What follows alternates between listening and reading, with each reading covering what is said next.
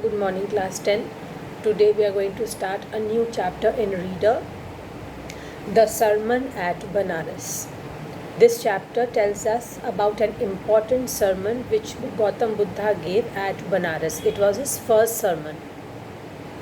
Although this chapter seems to be very small, but it gives us a very important teaching.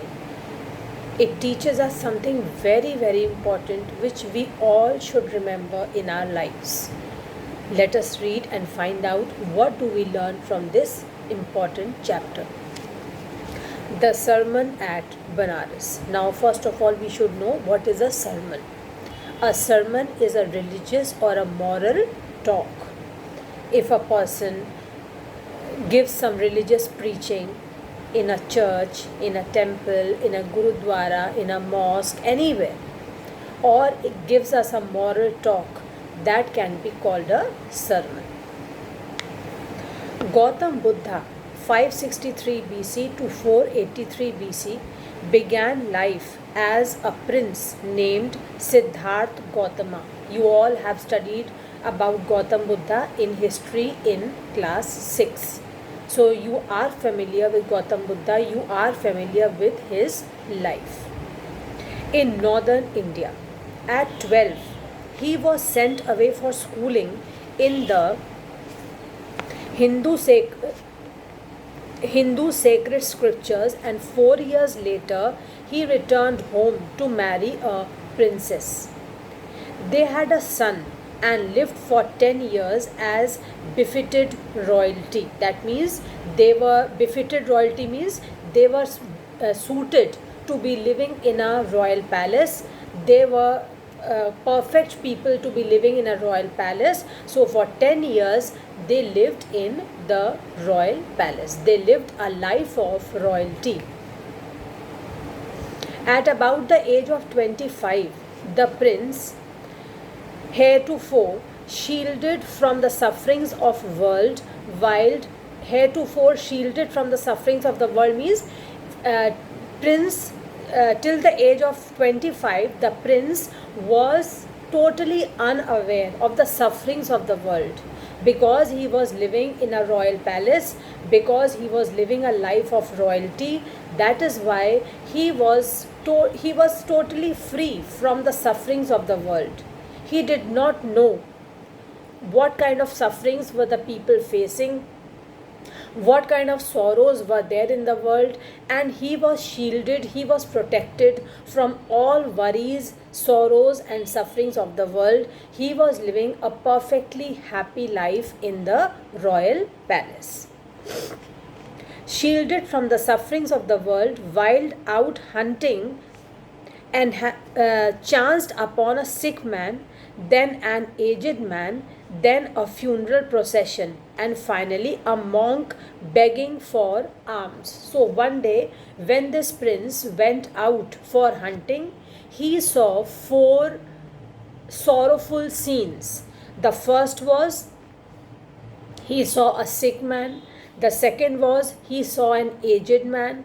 Thirdly, he saw a funeral procession. And fourthly, he saw a monk begging for alms. So when he saw these 4 sorrowful scenes, this became a turning point of his life.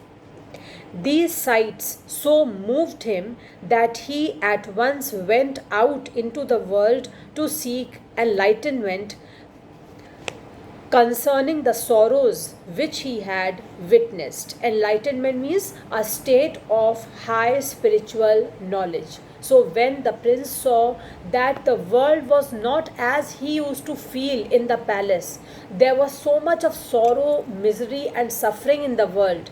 When he saw these 4 sorrowful scenes, he realized that the world is full of sorrows. People have so many sufferings, people have so many miseries and sorrows in life. And then he decided that he is going to leave the world and attain enlightenment concerning the sorrows which he had witnessed. He kept those sorrows in his mind and decided to leave the world for the sake of the people and attain enlightenment. He wandered for 7 years and finally sat down under a peepal tree where he vowed to stay until enlightenment came. So for 7 years he sat down under a peepal tree and he took a vow, he made a promise to himself that he is going to stay there and he's going to leave the world and stay there under the peepal tree until and unless he had attained enlightenment. Enlightened after 7 days, he renamed the tree the Bodhi tree. You must have heard of this famous Bodhi tree. Enlightened after 7 days, he renamed the tree the Bodhi tree. Tree of wisdom. Bodhi tree means the tree of wisdom. And began to teach and to share his new understandings. Now, since he was enlightened, his concept of the world, his concept about life, about the sufferings of the people, etc., completely changed. Now he was well acquainted with the realities of the world, realities of life. What was the reality of life? Reality of life was that life is not a bed of roses. There are so many ups and downs in life. There are so many challenges which people have to face. There are so many sufferings which we have to bear. So many problems which we have to overcome. And he realized all this once he was enlightened.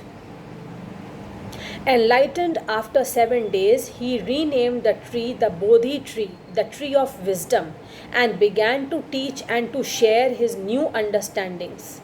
At that point, he became known as the Buddha, or the awakened or the enlightened. What is the meaning of Buddha?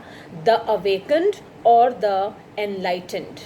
That man who is now full of power, full of knowledge, power of knowledge, and he could now feel the sufferings of the people. He could understand what life was actually for common people. He could understand what kind of sufferings people had to suffer, what kind of life people had to lead, because till now, before he had attained enlightenment, he was living in the royal palace where there was only happiness all around. But after seeing those 4 dreadful scenes, after getting enlightenment, now he understands that world actually is not a bed of roses. Life is not a bed of roses. There are ups and downs and challenges at every step. The Buddha preached his first sermon at the city of Banaras. Underline this. This is very important. Buddha preached his first sermon at the city of Banaras, most holy of the dipping places on the river Ganges. Dipping places means one of those famous places where people go to take a dip in the river Ganga. That sermon has been preserved and is given here. He reflects the Buddha's wisdom. It reflects, the Bodhi tree reflects the Buddha's wisdom. No, children, I am sorry again. Here it reflects the sermon. The sermon which he gave reflects Buddha's wisdom about one inscrutable kind of suffering. Inscrutable means something which cannot be understood. Sometimes we have to suffer such things that others will not be able to understand your pain. Only what you are undergoing, what you are suffering, only you will be able to understand its pain. Others can't understand. They can listen to you. They can feel pity on you. They can sympathize, but they can't feel that pain which you are undergoing. So, in this sermon which Buddha gave, it shows Buddha's wisdom about one such kind of suffering which could not be explained or understood by others. Let us see. Kisa Gautami was the wife of a wealthy man. Kisa Gautami was the wife of a wealthy man. Kisa Gautami had an only son. That means she had only one son. and he died. In her grief, she carried the dead child to all her neighbors, asking them for medicine. Now, if any human being is dead, is it of any use that you get medicine for that dead body? No. But Kisa Gautami was so much grieved by the death of her only son that she had almost lost her senses, and she was going to her neighbors to ask for the medicine for her son. And the people said, "She has lost her senses. The boy is dead." At length, Kisa Gautami met a man who replied to her request. "I cannot give thee medicine." Thee means you. "I cannot give you medicine for thy child." Thy means your. "I cannot give thee medicine for thy child, but I know a physician who can." And the girl said, "Pray tell me, sir." Pray means please. "Pray tell me, sir, who is it?" And the man replied, "Go to Sakya Muni, the Buddha." Go to Sakya Muni, the Buddha. So this man told that lady who was so much grieved by her dead son, by the death of her son, that she was going from one neighbor to the other and she was asking for medicine. So a man who met this lady, this man told that "I can't give you any medicine, but I know a physician who can help you out." And this lady was told to go and meet the Buddha. Kisa Gautami repaired to the Buddha. Repaired means she went to the Buddha and cried, "Lord and Master, give me the medicine that will cure my boy." The Buddha answered, "I want a handful of mustard seed." And when the girl in her joy promised to procure it, procure means she promised to bring mustard seed, the Buddha added, "The mustard seed must be taken from a house where no one has lost a child, a husband, parent or friend." Now see, what did Gautam Buddha tell this lady? Gautam Buddha told this lady, "Go and bring some mustard seed." And the mustard seed should be brought from that house where no one has lost a child, husband, parent or friend. Now you are so big enough, children, you can well understand, can this lady get a house where no friend, no parent, no child or the husband or any other person has died? Can we find any such house in this world? No. In every house, whether it is in a big city or a small city, a village, a town, in India, abroad, anywhere, in every house there is sorrow sometime or the other in one's life.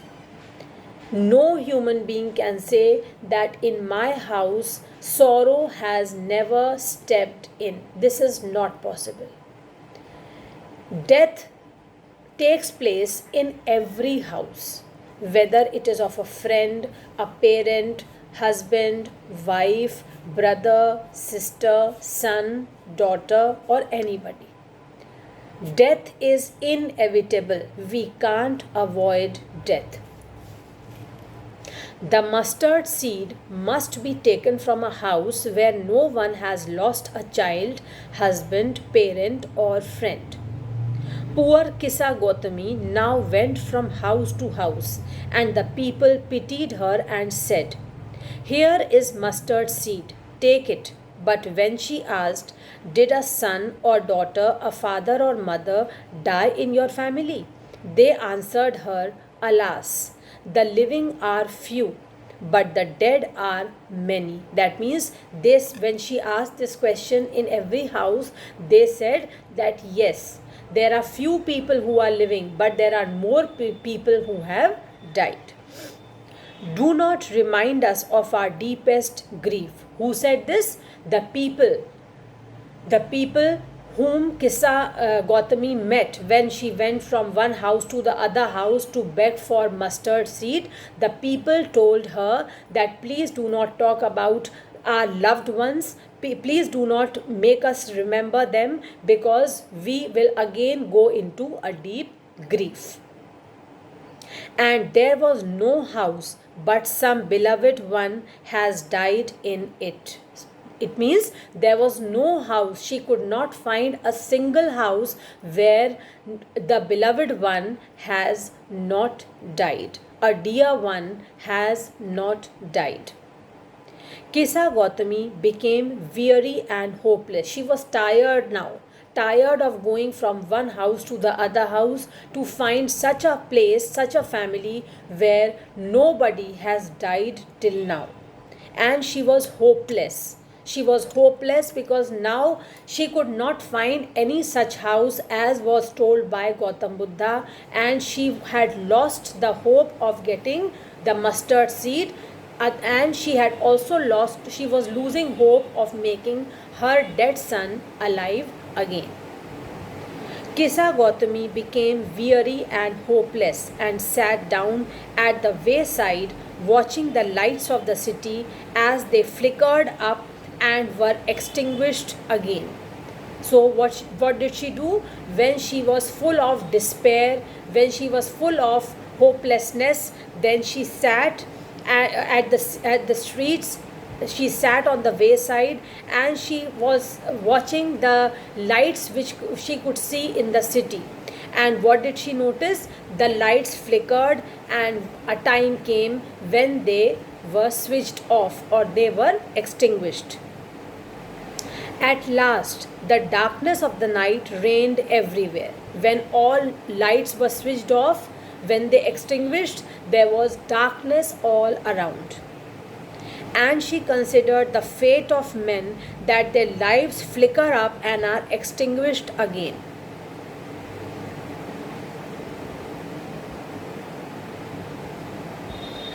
So, by seeing the lights, she understood that similar is the life of men. Men come to this earth, they take birth, they live as long as they are destined to live on this earth, and a time comes when they die. And she thought to herself, how selfish am I in my grief. Death is common to all. Now, seeing this reality of life, she understands that she was behaving in a selfish manner. Seeing her dead son, she had become selfish for some time. But now she realizes that death is common to all. Everybody in life, sometime or the other, has to face death. And she realizes that death is common to all. Yet in this valley of desolation means an area which is filled with deep sorrow. In this valley of desolation, there is a path that leads him to immortality, who has surrendered all selfishness. So she understands that in this area, in this valley which is filled with deep sorrow, a person can become immortal if he leaves selfishness. If we surrender selfishness, if we leave selfishness, then we can attain immortality. The Buddha said, the life of mortals in this world is troubled and brief and combined with pain. What is mortal? Mortal means those who are bound to die. All human beings are mortal. All living beings are mortal, we can say. All living beings take birth and they have to die someday or the other. So, all living beings are mortal. So, what did Buddha say? Buddha said that the life of mortals, that means the life of all those who have to die someday in this world, is troubled. Their life is full of troubles. and their life is short, their life is brief. They can't live for years and years, they can't live endlessly. And their life is also combined with pain. The life of mortals is brief, it has troubles, and it is combined with pain. For there is not any means by which those that have been born can avoid dying. A very important message given by Gautam Buddha in this sermon. He says in his sermon that there is no means, there is no way by which we can escape from dying. There is no way or means by which we can escape death. If we are born in this world, we have to die. It is the ultimate truth of life. After reaching old age, there is death. Of such a nature are living beings. So this is the nature of living beings. This is a reality of the life of living beings, that when we attain old age, we have to die. As ripe fruits are early in danger of falling, so mortals when born are always in danger of death. He is comparing the life of mortals with the life of ripe fruits. When the fruits are raw, they keep hanging to the tree, but when they are fully ripe, they can fall any time. Similarly, when we as mortals we are born, we always have a danger of death. As ripe fruits have a danger of falling anytime, similarly the life of all living beings have a danger of death, because we are mortals. We have to die someday. As all earthen vessels made by the potter end in being broken, so is the life of mortals. Now again he is making a second comparison, and he is comparing our lives with the life of a earthen pot. As earthen vessels, mitti ke bartan, as earthen vessels made by a potter have to be broken one day, they have to end into being broken one day. Similarly, the lives of all mortals has to come to an end one day. Both young and adult, both those who are fools and those who are wise, all fall into the power of death. All are subject to death. That means God does not discriminate, or we can say death does not discriminate high or low, rich or poor, intelligent or less intelligent, wise or foolish. There is no discrimination, there is no partiality. Every human being, every living being has to die someday or the other. We have to fall into the power of death. All are subject to death. That means all have to die someday or the other. Of those who overcome by death depart from life, a father cannot save his son, nor kinsmen their relations. Now see, of those who overcome by death depart from life. There are very few people who are overcome by death. That means who accept this reality that we have to die, and they don't fear death. There are very few people who don't fear death, who have accepted this reality very bravely and very boldly, that we have to die someday. They depart from life. They are not bound by sufferings, they are not tormented by sufferings in their life. And Gautam Buddha also says that a father cannot save his son, nor kinsmen their relations. Kinsmen means the near and dear ones, our close relatives. We can't save our relatives. Father cannot save his son from dying. Mark, while relatives are looking on and lamenting deeply, One by one, mortals are carried off like an ox that is led to the slaughter. Now, Gautam Buddha says that we must remember, mark means here, we must remember one thing, that when somebody dies in our family, what happens? We all are full of grief, we cry, we lament over their death. So, Buddha says, while relatives are looking on and lamenting deeply, they are so sorrowful, they are lamenting, they are crying and showing their grief. While relatives are looking on and lamenting deeply, one by one, mortals are carried off. One by one, mortals are carried off. One by one, they die. Like an ox that is led to the slaughter, the mortals are taken to their places where their last rites have to be performed, like an ox is being taken for being killed, for slaughter. So the world is afflicted with death and decay. World is afflicted with means it is affected by suffering, it is affected by disease or pain. So the world is afflicted with death and decay. Therefore, the wise do not grieve, knowing the terms of the world. So in this paragraph, the paragraph finishes by a very important lesson given by Gautam Buddha. He says that we all know that this world is full of grief, the world is full of death, decay, pain and suffering. And who is the wise?